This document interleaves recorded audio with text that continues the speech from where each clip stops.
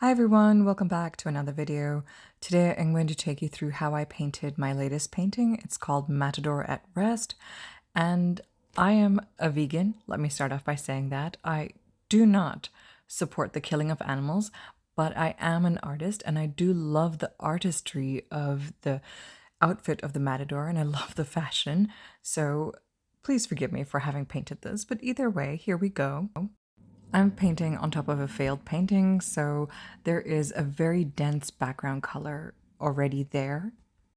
And I'm just going to start off by laying down the large shapes. I already did, and I'm just continuing tweaking them as I go along. And the Matador's dress or outfit, whatever you want to call it, has a lot of ornate details. So that's what I'm going to do. The details are in gold, and to do that, you have to look at the gold not as one single color, but look at the way it reflects. Look at the darkness, look at the light. What other colors does the gold reflect, and what other colors does it have in the shadows? And to do that, I'm laying down a base of yellow ochre and I'm working with that as the median tone and lightening it and making it more yellow and a little bit of red wherever I need to. And I'm deepening it with indigo, ultramarine blue, viridian green. I mix them up every once in a while to change the tones of those three colors. And then I also add a little bit of terra rosa and burnt umber in the shadows. I feel like that just makes it much more dynamic and really stops it from being flat because no color is flat, certainly not a color that reflects light. I'm also going to go in and define the drape that he's holding in his hand so I can see how it relates to the rest of the figure. And then I'm going to go back and work on the outfit.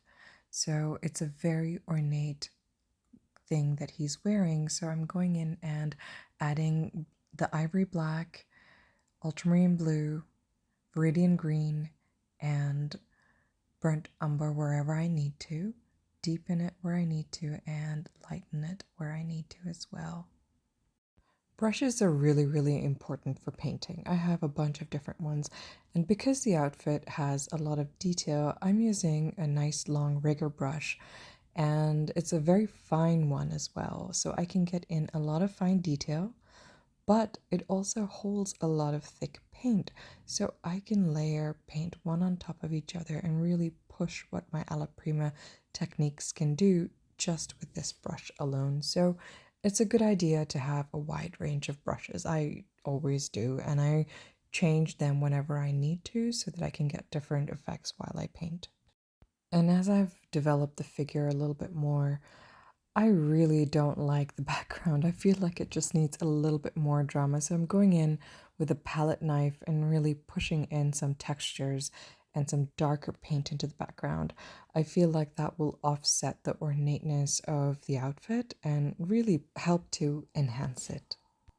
I really like the darker background more. I love the textures and I find that it brings out the ornateness of, I don't know if it's embroidery or what, but the gold really seems to become much more center focused once I've changed the background.